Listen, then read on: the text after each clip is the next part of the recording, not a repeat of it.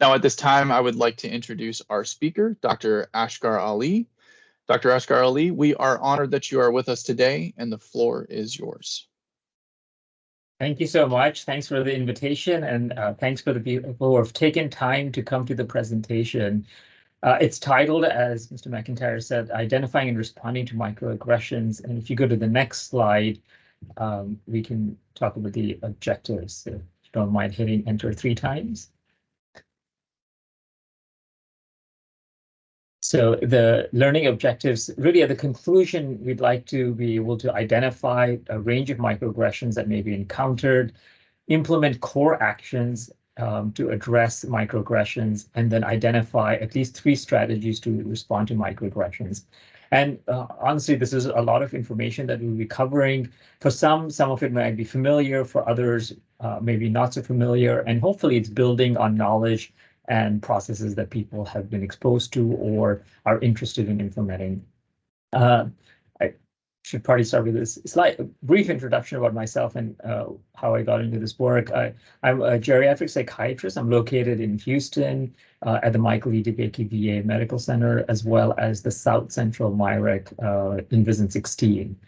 And I'm associate professor at Baylor College of Medicine. So in sort of all of those 3 different aspects of my roles, I am involved in issues related to diversity, equity, and inclusion, particularly this area of addressing microaggressions and making workplaces safe. And it was through my work with PMDB in this area that I think that it referred me to VBA. So next slide.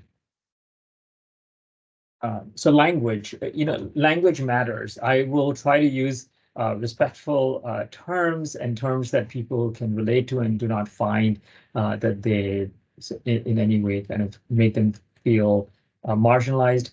But there might be occasions where I may cite or use literature where then I will use the language that is cited in the reference as well. And also appreciate that language is ever evolving. So while some terms may seem appropriate now, they may seem dated at a later time, but trying to be as respectful and mindful of people's identities as well as preferred language. Another aspect is just psychological safety, as well as this content is somewhat emotionally laden. So if any part of the presentation you feel uncomfortable or uneasy, please give yourself a break. If you need to mute the presentation or take a break from it, don't hesitate to do so. Many times I present this information more in a workshop where we have the opportunity to talk and discuss, debrief, and reflect on the content. This is more of a lecture style presentation where I'll be running through a lot of the information. So if there are questions that come up to people, really that is a good thing, things that you may want to think about and want to come back to. This is meant to be an introduction and maybe a taste of the topic. Most of this is very well attuned to being discussed in more of a workshop or interactive fashion. So for people who are interested in more, think about kind of doing this with more time with colleagues in your own workplace or elsewhere to kind of really dive deeper into it and try to not only absorb, but then apply this information. All right, next slide. Great. So just some ground setting so that we're talking about some of the same concepts with the same language. Just to define prejudice, it's the unreasonable feelings, opinions, or attitudes, especially hostile in nature regarding ethnic, racial, social, or religious groups. So it's really those feelings or opinions, something that's held within someone. And then discrimination is the unjust or prejudicial treatment of different categories of people or things. So while prejudice is more of a belief or an opinion, discrimination is thought to be the application of that. Therefore, these are used slightly differently, where discriminatory practices are thought to be actions that now are treating someone differently, versus prejudicial thoughts, where somebody might be harboring those and might lend them to discriminatory behaviors. Next slide. We appreciate that there are a range of aggressive behaviors, starting with microaggressions, then maybe, and I'm going to go in much more detail about microaggressions, but then going to verbal threats, where people might be saying things to others that are threatening, making them feel uncomfortable. And then finally, of course, physical or sexual aggression, which is overt aggression. And we will be focusing this, as the title suggests, on microaggressions. So next slide. And let me start with the term microaggressions and its origin. Microaggressions was first defined by Chester Pierce, a physician, a psychiatrist, African-American psychiatrist, starting in his career started before, but most in the 60s, 70s, and 80s. He was at Harvard. He was also president of American Psychiatric Association, our leading psychiatry association. And in the 70s, he coined microaggressions, and he described it as subtle, stunning, often automatic and nonverbal exchanges, which are put downs or blacks by offenders. So this was the first and initial definition, and you can see that it was framed in the to describe the experience of African Americans. And there's some really key kind of terms in here. One is subtle, the other is stunning, and for people who have experienced microaggression, I think that sense of feeling stunned is one that they can relate to, and often automatic and nonverbal. So they don't always necessarily have to be experienced in terms of, oh, this is something that someone thought out. There might be just automatic responses, and they're often nonverbal. So not everything, not every microaggression may be something that someone says. It may be something that they did not say, or it might be their body language or other ways in which they express themselves other than words. Next slide. So more recently, this definition has been expanded, and by recently I mean still, going on 15 years ago, and by Dr. Su, who's at Columbia. And this definition is everyday verbal, nonverbal, and environmental slights, snubs or insults, whether intentional or unintentional, that communicate hostile, derogatory, or negative messages to target persons based solely upon their marginalized group membership. So let's kind of tease that apart a little bit. Again, so you can see that it has the verbal and non-verbal components from Dr. Pierce's definition. The intentionality, again, is there, whether it's intentional or not intentional, doesn't matter. And they're really there to communicate that hostile or derogatory or negative messages. And who is the target? The target are people who belong to marginalized groups. So it's not just anyone, but specifically people who identify or belong to or are thought to belong to a marginalized group. Now, while the aggressive act may be subtle, and that's where the micro comes in, it is nonetheless considered an act of violence. So something that is hurtful, harmful to the recipient. And just want to underscore that, and I may say this more than once, the microaggression is not meant to be a description of what it feels like to receive or be on the receiving end of a microaggression, rather the way that in which it is employed. So it's about how the microaggression occurs, not about what the experience of receiving or experiencing a microaggression is. Next slide.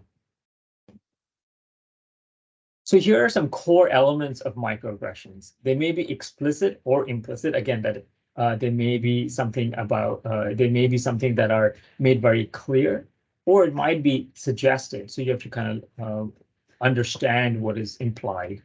They may be subtle, really important aspect of microaggressions, because many times when people who are unfamiliar or who have not experienced certain kinds of microaggressions, they may not recognize a microaggression. And they may say, well, I didn't see it, hear it, feel it that way. The subtlety is part and parcel of it, which also, of course, complicates the matter, right? Because people might feel that it's undercalled or overcalled. But we have to appreciate that not everything is highly overt, not everything is exaggerated, but much of our communication is subtle, right? Just like we would think of a communication that might be affection, right? A arm or a hand around someone's shoulder a slight squeeze of the hand. Those are very subtle ways of communicating, but they mean a lot. Same way, microaggressions can be subtle, but could carry a lot of weight. They may be ambiguous. They may say things that are unclear. They may indicate things that are unclear.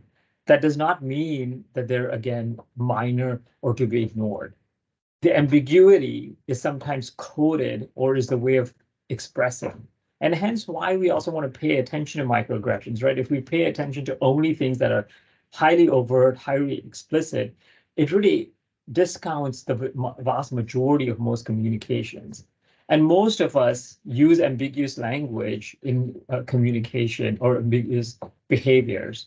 So it's not surprising that microaggressions would also have some aspect of ambiguity in it.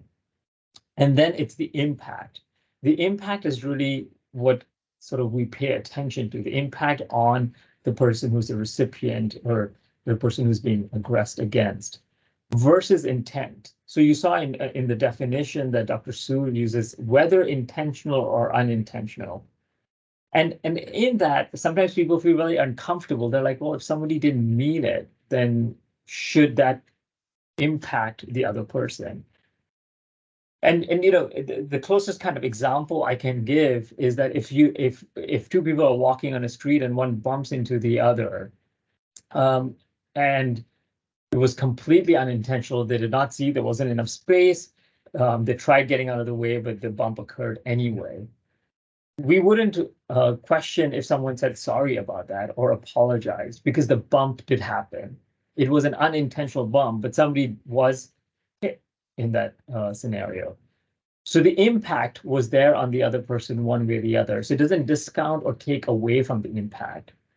We don't pay as much attention to intentionality when we think about microaggressions as we do about the impact that it has on the person. Next slide, please. So thinking about microaggressions, and here are some of the characteristics frequently experienced by individuals who are discriminated. So it's, again, people who microaggressions are often directed toward people from marginalized groups. So if one does not identify or does not belong with that in that marginalized group, it wouldn't be surprising if that person has never experienced that. Are cumulative in nature. So because, again, the micro is about how they're executed, they're often very small, subtle, ambiguous actions that kind of keep happening over time. So they're cumulative. And they're often reminders of second-class status. So they remind people that, oh, this behavior, though ambiguous, though subtle, but often occurring cumulative, reminds me that I'm different or belong to a different class. And again, second class being in quotes in the sense that, again, that may not be an explicit description, right? Most people would in the US wouldn't think that we have or say that we have first class or second class citizens. We just have citizens.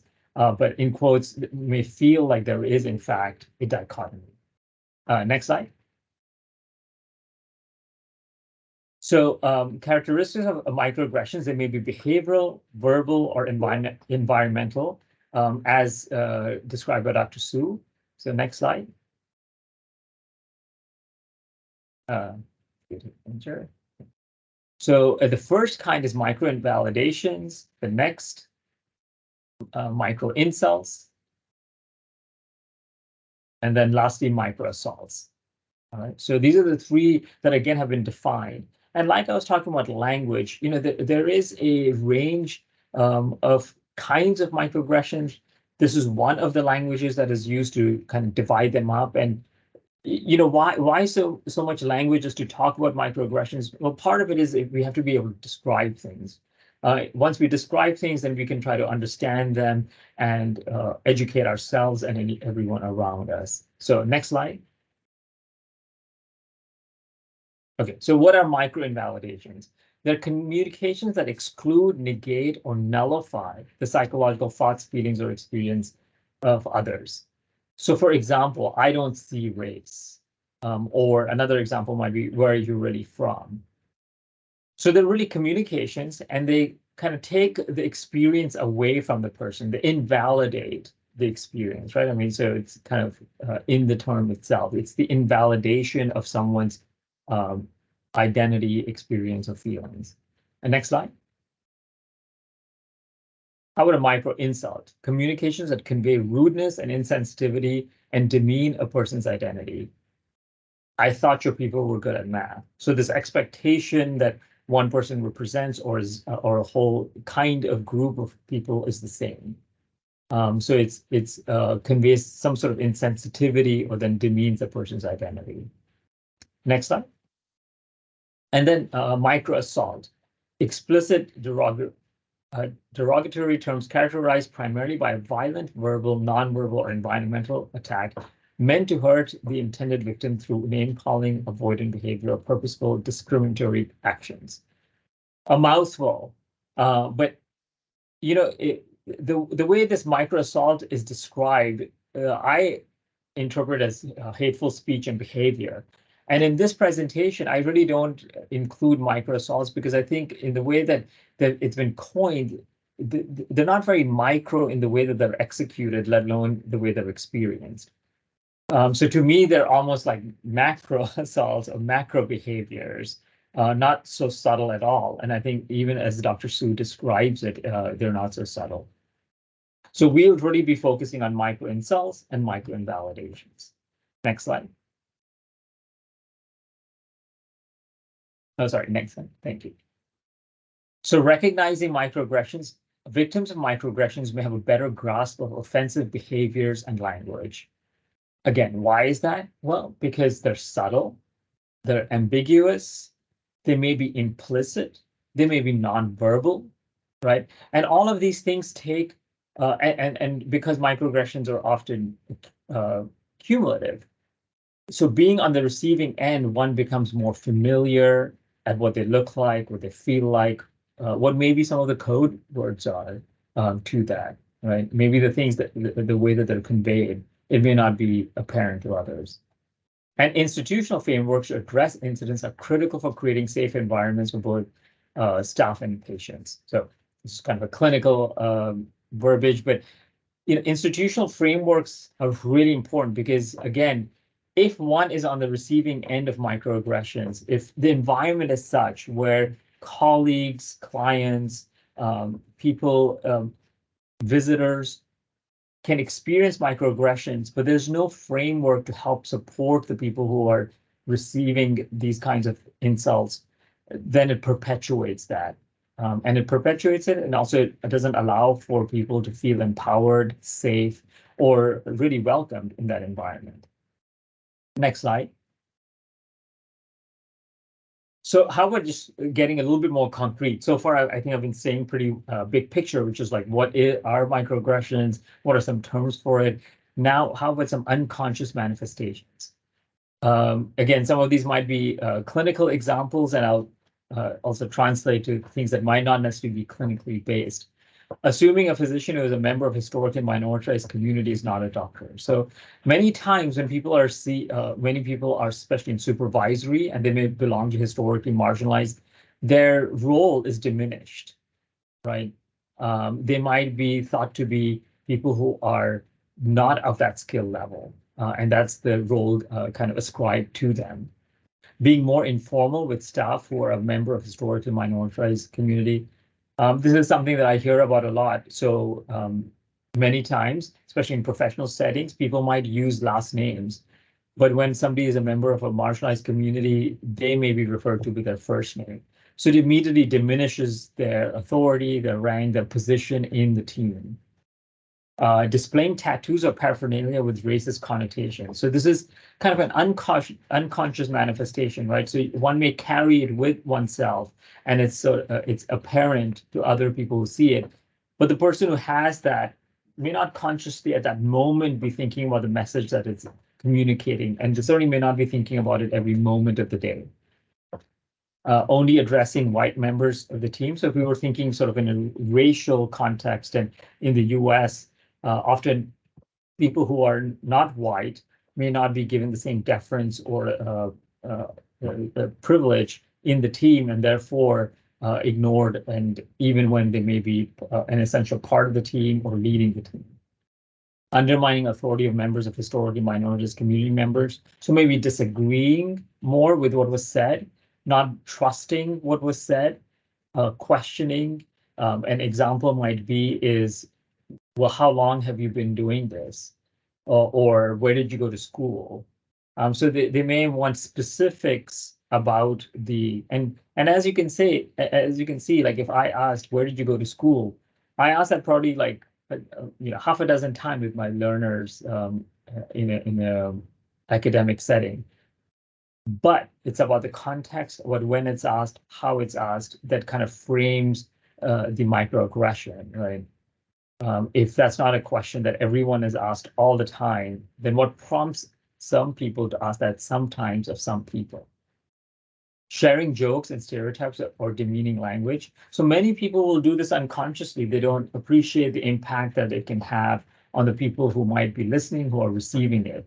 As an example, there's I tend to do procedures that involve anesthesia, and one of our veterans always has a joke for us. And I've been seeing him for many years, and it took some discussion over many treatments to kind of for him to remember that the joke needed to be something that was enjoyed but not hurtful to the people around. And he's very responsive to feedback, and really now does a great job. Always has a joke, but is not necessarily offensive. So, and remember, regardless of intent, so just because it's unconscious, the impact may be the same. And if you think back to kind of the feeling, the description that Chester Price gave, that stunned feeling, when you're stunned, the intent is not kind of what one is there to decipher. It's the impact that you're feeling. Next slide. How about some conscious manifestations of microaggressions? Declining care from certain team members, right? So some people might say, I don't want to meet with this person because I don't think I can trust this person. And they may not say because why. They may just say, I do not want to trust, I don't want to work with this person. I want to work with someone alternative.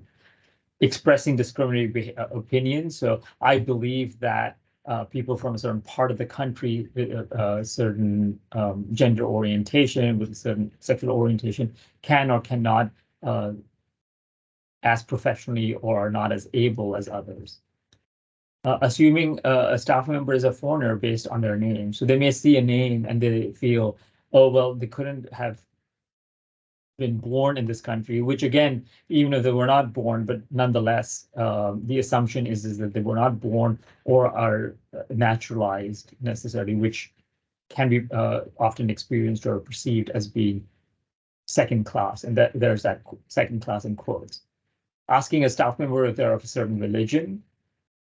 Certainly, I think that was something that I experienced a lot in my medical school training, which was not here in Houston. Often people asking me my religious background, which then was sometimes followed by a question about whether there were members of other faiths on the team that they could work with. Questioning educational backgrounds of female professionals. In this specifically, women are mentioned because, again, in the medical setting, that the data are stronger for that or available. But asking about educational backgrounds of people who are from marginalized communities in general tends to occur much more. Next slide. So I know I've said this, but I don't want to feel like I didn't underscore it enough. Impact does not assume intent. I say that also because we're talking about impact, the way it affects the person who's receiving it. But at the same time, it's not about, is the person who may have performed the microaggression, are they a good person? Are they a bad person? Is this someone I like? Is this someone I know? The hope is that regardless of the intent, the person the perpetrator as such, as you'll see the language that we use, can recognize that something they said was impactful, that is hurtful to someone else or negatively impacted someone else. The intent is not necessarily where we want to focus it on. All right. And also we have to remind ourselves that all of us have experienced microaggressions of some sort or the other, and have likely perpetrated microaggressions. and have also witnessed microaggressions. So this is not, none of us has one single role. We're sort of all of these roles. Next slide.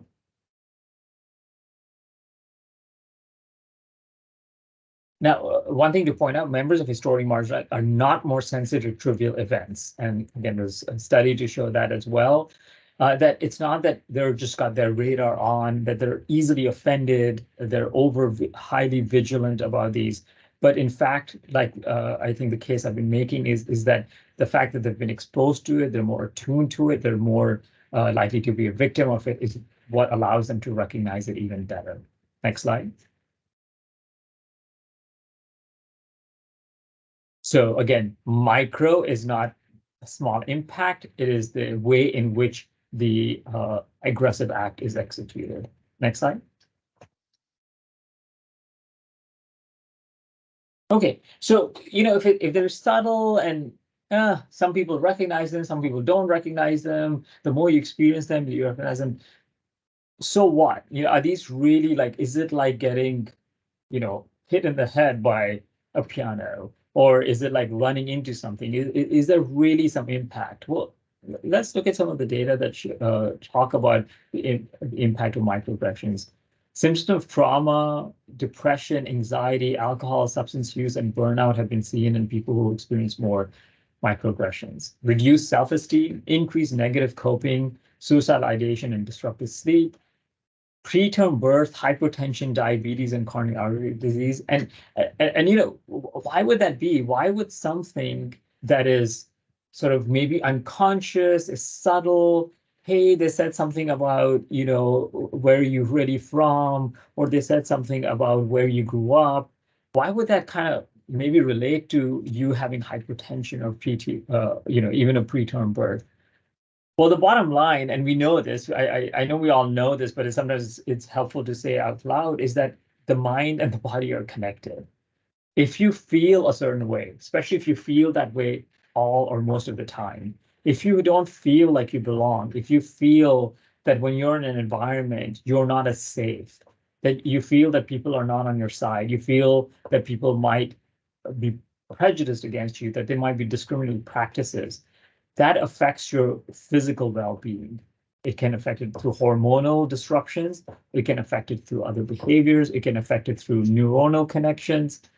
So in a way, it's not surprising that if someone is constantly under some sort of assault, be it subtle, but always there and continuous, that it would cause even physical impacts. Job disillusionment, see this a lot. I work for Department of Veterans Affairs, VHA, and it can be very hard if one doesn't feel supported in their work environment to then feel, and especially when it's kind of subtle, especially if there's not institutional support. So going back to that statement of like having a framework that the institution uses. And that's why I'm so appreciative of this invitation, because I think this is how institutions kind of make their employees aware that this is something that they are invested or care about.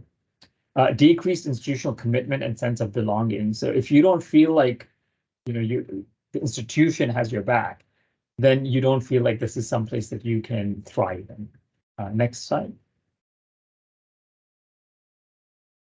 So this is specifically for in the medical field, and they can cause in our trainees less likely to complete assignments or provide optimal care, more family life and social responsibility disruptions.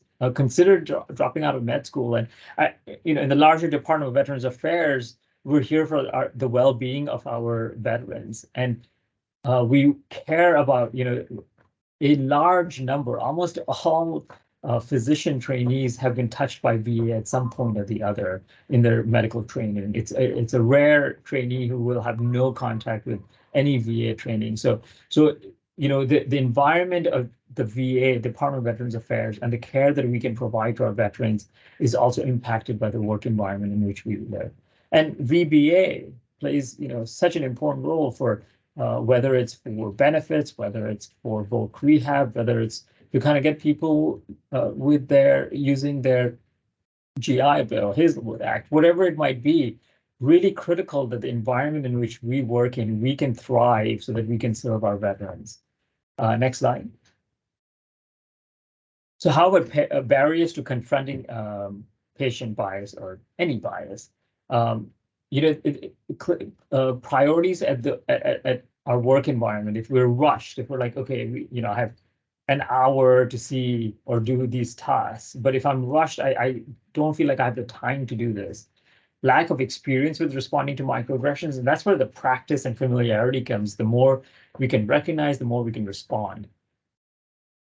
Fear of eroding therapeutic alliance. All of us are trying to maintain a relationship with whomever we're working with or our colleagues. And if we feel that addressing or responding to microaggressions is going to disrupt that, we will very likely not want to do that in order to preserve the relationship. But what's the reality? Just as I was talking about in the previous slides about how how microaggressions can affect. If you don't feel like you have a good relationship, even though you're trying to maintain it, there might be job disillusionment, there might be less commitment to the workplace, there might be more burnout. So all of those things ultimately negatively impact the relationship as well as the organization. And then really a lack of training to responding. So there's a lack of experience, and then there's not much training to support that, right? So really trying to bring together the training, the experience, remembering that healthy relationships are more important than any relationship, and then thinking about how to balance these important aspects of one's day-to-day existence with the work priorities that a person has. So next slide. So just as a summary before we kind of go into the next section, which is microaggression may be communicated in different ways, behaviorally, verbally, environmentally, right? What kind of signage is there? What are we communicating to our folks with the colors we use, with the signs we use, with what we have on our desks? Two common forms of microaggressions include micro-invalidations and micro-insults. Remember, I'm kind of leaving out micro-assaults. And irrespective of intent, microaggressions have a cumulative negative impact on individuals. Next slide. Oh, sorry, next slide. Okay, so how might we respond to microaggressions? So next slide. Here are some what we think of core actions, and how did we come up with what we think of as core actions? Didn't make it up. What we did was we reviewed the literature on what is being taught about microaggressions and how to respond to them. This is a highly evolving and rapidly growing literature base, which is great. And some themes kind of showed up for us. One was, if you're going to address microaggressions, you have to identify roles, like what happened. Kind of to play Columbo just a little bit, which is like, who was the recipient, who was the aggressor, who else was there. Then we have to learn how to respond to these microaggressions. So that's kind of its own training. We have to have opportunities to debrief. And then ultimately, we want to be able to take this to higher authority. So these are the 4 core actions, and really things that I would hope that when people leave here, because this is, like I said, an introduction to the topic, be thinking about as you leave here, am I able to identify roles when this happens? Like, what happened? Who was there? Can I respond to the microaggression? I know I may have experienced it, I may have perpetrated it, but what was the response at that time? Was there any opportunity to debrief, or do we need, what kinds of opportunities do I need to create to debrief if you're in a supervisory position or in a team lead? That's something that you're thinking proactively, and then take to a higher authority. Are there structures in place, and how can I take this to a higher authority? Okay, so next slide, and we'll go into detail of each of these. Let's start with common roles. There's the perpetrator or the microaggressor. Remember, none of us has not been a perpetrator or microaggressor. The way our human brain works, the way our interactions work, our relationships work, there will be situations in which we will say or do something, again, whether intentional or not, that might have a hurtful impact on someone. Then there's a target or a victim. someone who's receiving, and typically, again, form a microaggression from a member of a marginalized group that's being targeted for their affiliation or identity in that group. A bystander, or as we often want to think about it, as an upstander, someone who acts when witnessing a microaggression. So this might be someone who is in the presence of the act, but unaffected by it, right? So they're a bystander, and an upstander, of course, is someone who speaks up. And then we have an ally or an advocate. So not a member of a historically marginalized group, but they support them, and they actively work toward eradication of prejudicial practices in their personal and professional lives. So they are an ally. They are there to help promote and support people who might belong to historically marginalized groups. And they are also committed to, stance of cultural humility or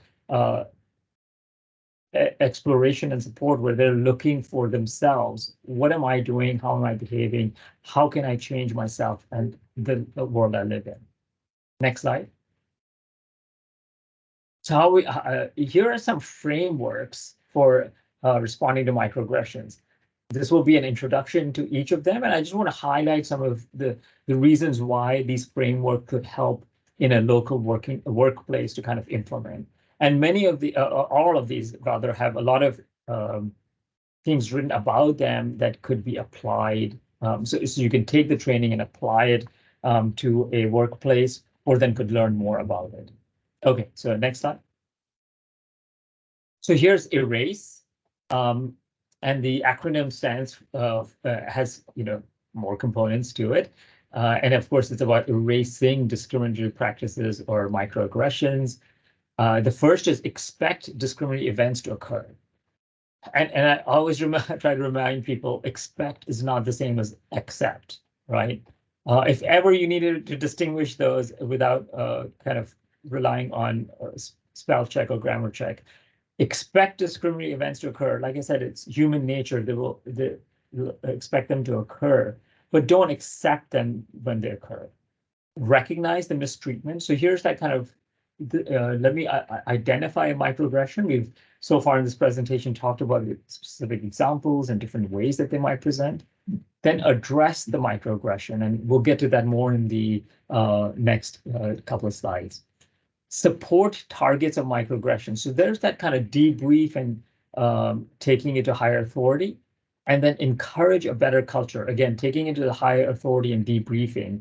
And just to elaborate on debriefing is an opportunity to sit down and talk about outside of that environment that it occurred, and talk about the impact, understand each person's role, and plan for next time or the future.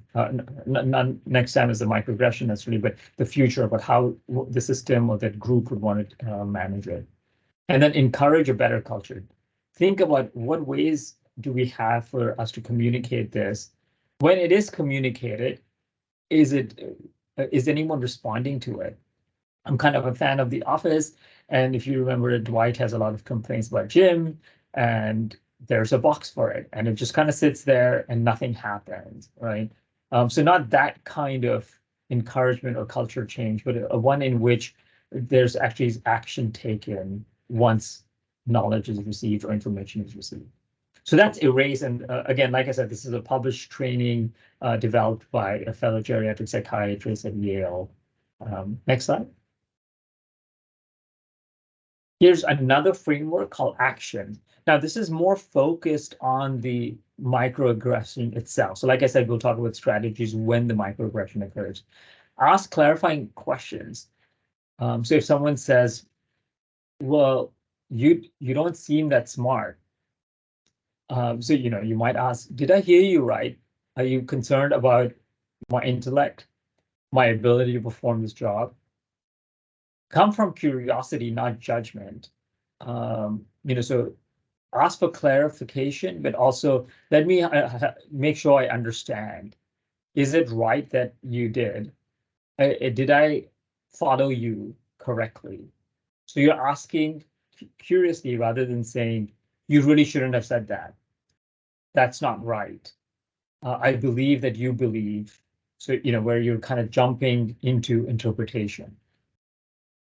Tell what you observe as problematic in factual matter. All right, an example of that might be when you provide a factual piece of information about what was problematic, right?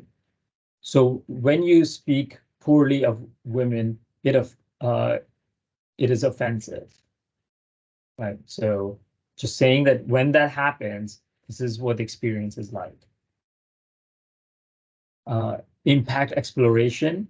So you might want to think about, again, I'm framing this as an upstander or a bystander. So giving the opportunity for the person who's on the receiving end not to have to speak, because remember, they may be feeling stunned, embarrassed, ashamed, tired.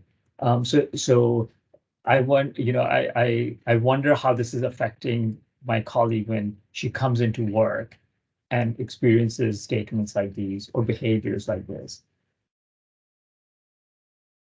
Own your thoughts and feelings around the impact, right? So if you have a certain opinion, be able to express it positive or negatively. And then think about next steps. What are the next steps that we need to take? Do we need to help change the culture? So when a customer walks in, when a colleague is hired, what kinds of next steps might help us avoid some of these, limit some of these, right?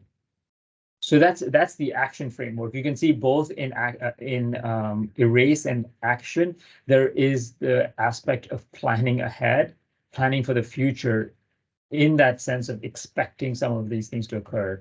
If we just think that they don't occur or that they can be fully eradicated, then that expectation goes away and then we don't plan.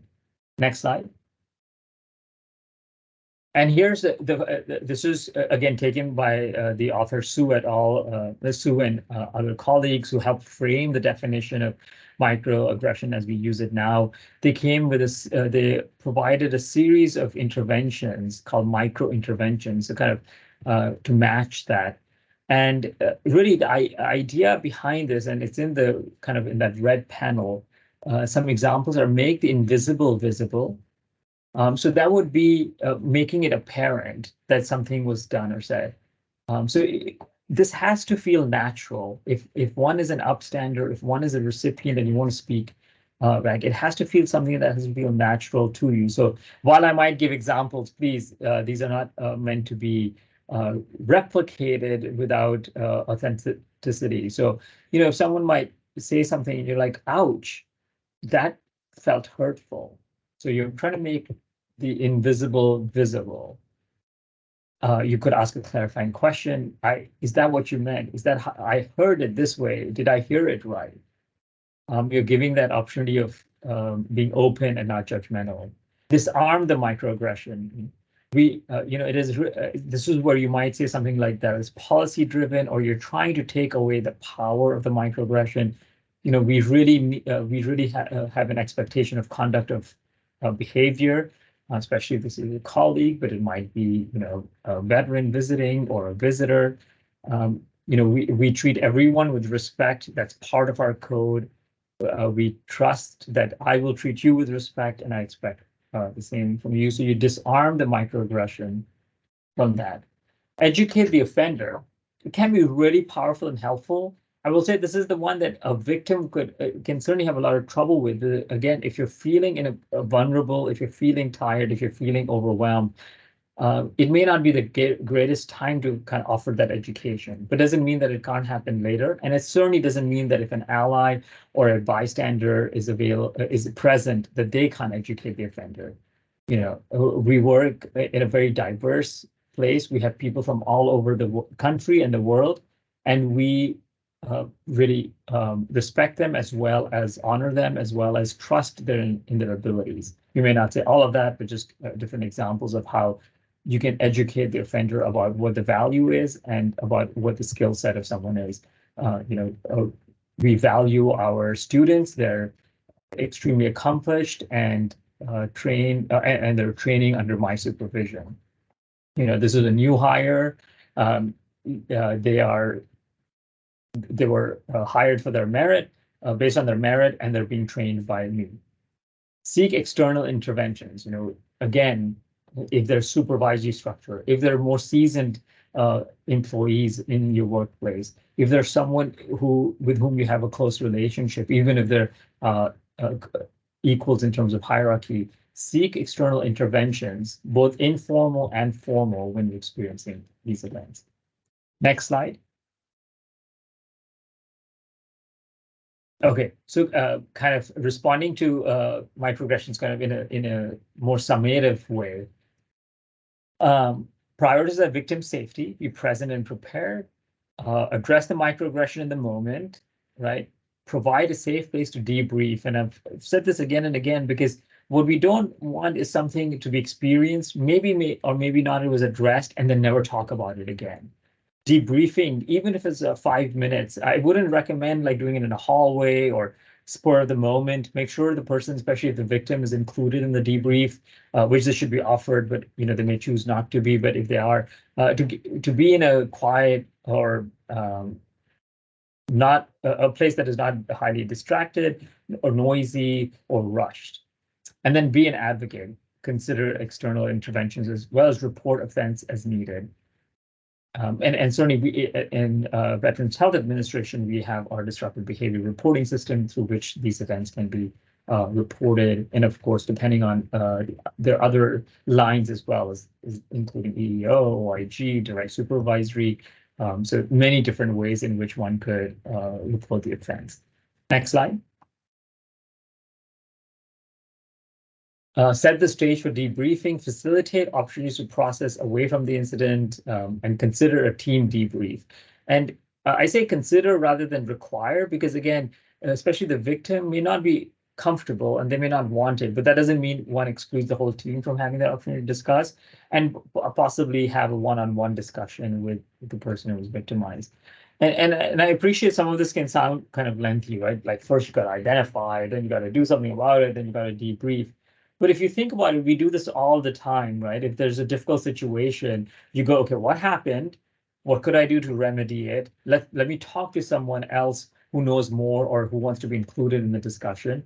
And then we try to make changes in the system. So you might take it to a boss or you might take it up the chain. So in a way, it really follows kind of system processes that we're all accustomed to. This is just about a more emotionally laden and kind of something that perhaps has more cultural kind of cadence to it. Next slide.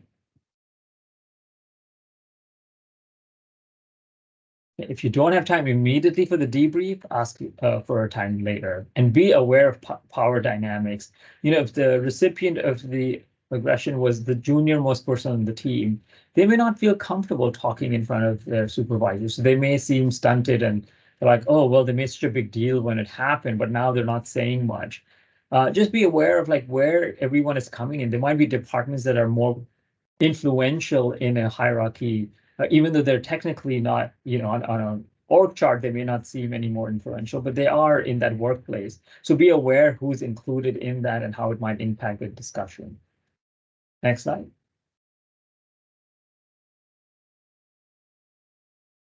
Educate the team members as part of your debriefing, reiterate standards of care, set expectations for the future. And then next slide. Take to a higher authority. So I've mentioned different ways of kind of taking to a higher authority, but really immediate response would be like, okay, I need to report this to my supervisor. It just happened, right? It's important to kind of know, well, okay, I let my supervisor know. They know that this happened now. I'm satisfied, but how do I know the system know it? I know, for instance, at our VA, they use the police really want to know about incidents that would normally be reported to police. They're like, hey, I just want to let the police know, because if this happens again or this happens in a different area, then we want to be aware so that we can track incidents. And then cultural change. With awareness comes people who are, it starts creating an expectation. If you have a reporting system, that means they have a delivery system, that means you have a response system. That's what you might do, things like root cause analyses, whatever the case may be, but you need that process in place. Okay, next slide. Yeah, next slide. Okay, so this is just, again, a summary slide. Microaggressions, 4 core actions: identify the roles, understand the situation, empower the target, know your role, address the microaggression. We went over erase, action, and then micro interventions, debrief, take time to listen, prepare the setting, and include the whole team, and then report to a higher authority. Remembering that you want to do it immediately, you want to have a system that kind of keeps track of incidents, and then you want to have a system change or a cultural change as well. Right, and that's the last slide, and I think we have a few questions that we hopefully will try to get to as well. So next slide. Thank you so much again for the invitation. I really hope that this was kind of thought-provoking or thought-reinforcing, and that we can have at least time for some questions and answers. And last slide. Thank you so much, Dr. Ashgar-Ali. We really appreciate you being here today and for this great information. Thank you to all of our participants who shared their experience in the chat, who took in this information together. We appreciate you being here. My name is Elizabeth Pravat, and I'm a Learning Management Officer with the Learning and Development Division of HCS. And I wanted to circle back to a couple of questions we received in the chat. We received 2 so far, and they're kind of similar. So we'll start there. And the question is, on how to engage others without being perceived as a microaggression. What are some ways that you could maybe have an icebreaker or conversation starters other than something like, where did you grow up or where are you from? Because sometimes people may think that those are just gentle ways to start conversations, but could be perceived as a microaggression. So how would you suggest folks get to know others on a more neutral level? Great. Yes, I think that is a good one. And so these things that I might use is, first I say, hey, you know, as part of having a new team member, I'd really like for us to know each other. So each other is important because it's not about I'm here to get to know you or I'm going to try to extract information. And I often will start by sharing information about myself. So what that does is that sets, okay, so I told them where I grew up. I told them about who's in my family. So I kind of set a bar, like you can say this much comfortably, you can exceed it if you want, but this is where I'm at and I'm comfortable. So you're welcome to tell me all of this information about yourself. If you choose not to, I will respect, I may not say that explicitly, but I will respect that you don't share that. And I certainly don't, because I've demonstrated what I am comfortable with. And if people don't share that, I don't say, well, I told you about my 2 children. How many children do you have? You know, or I told you where I went to undergraduate studies. How come you left that out? That's not the idea. The idea is to open the door and leave it. And you know, I work with someone who loves asking questions, and they're really good. They start off with, you know, I ask a lot of questions. Please stop me if I'm making you feel uncomfortable or if I'm asking too many questions. And that's that part where you kind of get to know yourself a little bit. Are you the one in the room who's always doing the talking or all the questions? Do you feel more comfortable than most about saying things than others around you?